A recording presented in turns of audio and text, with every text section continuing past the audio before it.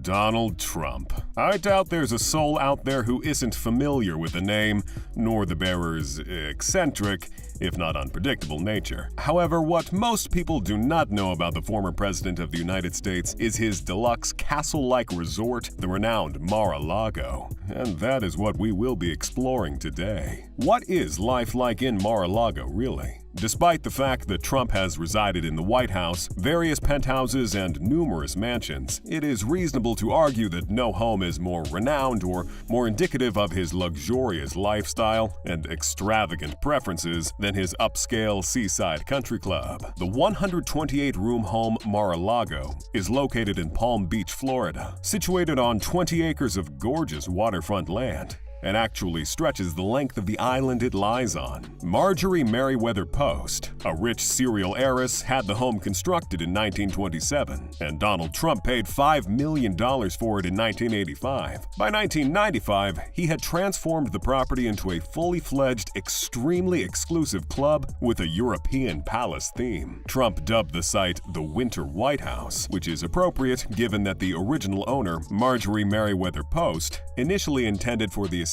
to serve as a getaway for presidents in office. Thanks to Trump's extravagant taste, significant restorations, and the resort's size, which includes 58 bedrooms and 33 baths, it is currently valued between $200 million and $300 million.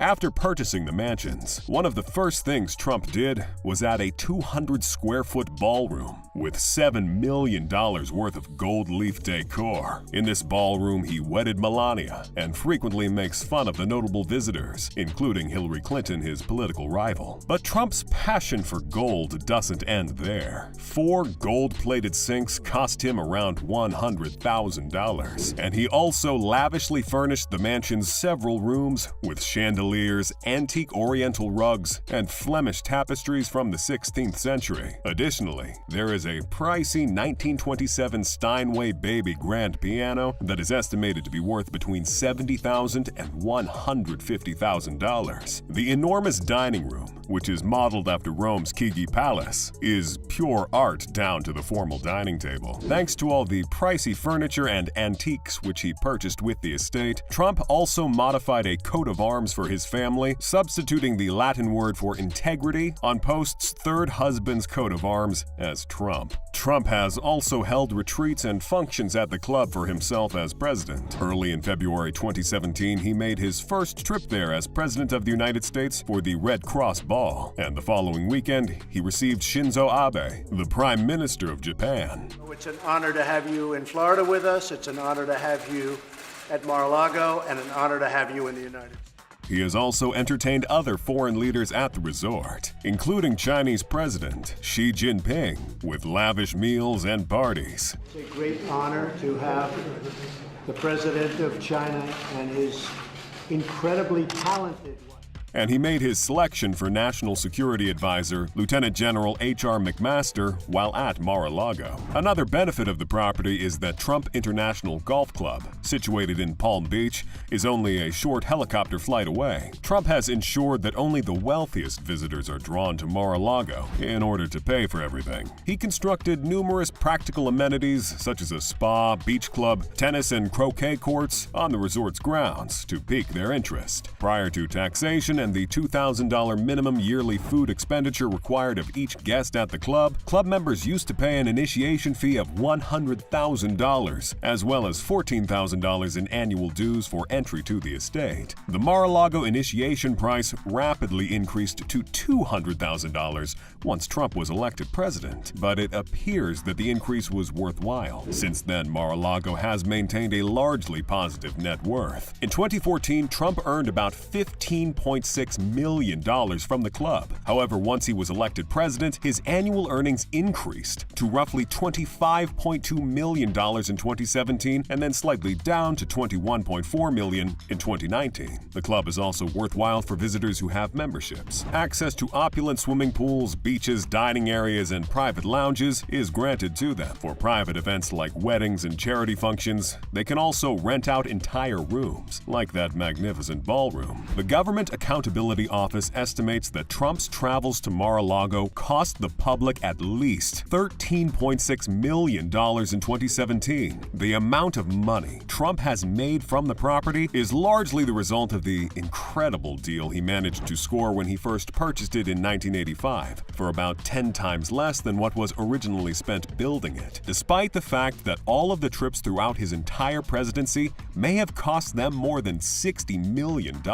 Let's quickly review Mar-a-Lago's incredibly rich history to better comprehend how it came to be so well known. Marjorie Merriweather Post, the first owner of Mar-a-Lago, was once the richest woman in America. Near the end of her life, she had a net worth of about $200 million, which, when adjusted for inflation, is equivalent to roughly $1.5 billion today. This very wealthy woman inherited her father's successful Post and Cereal Company after he passed away in 1914, which is how she became so affluent. Soon after his passing, she began construction of Mar-a-Lago, with precise notions about what luxury should look like, which included a substantial library, a lot of artwork, and gold accents. She had invested almost $7 million in the property once development was finished, which is equivalent to more than $120 million now. In 1973, Post made the decision to give the U.S. government the treasured house so it could serve as the president's winter White House. But in 1981, the government gave it back, claiming that the $1 million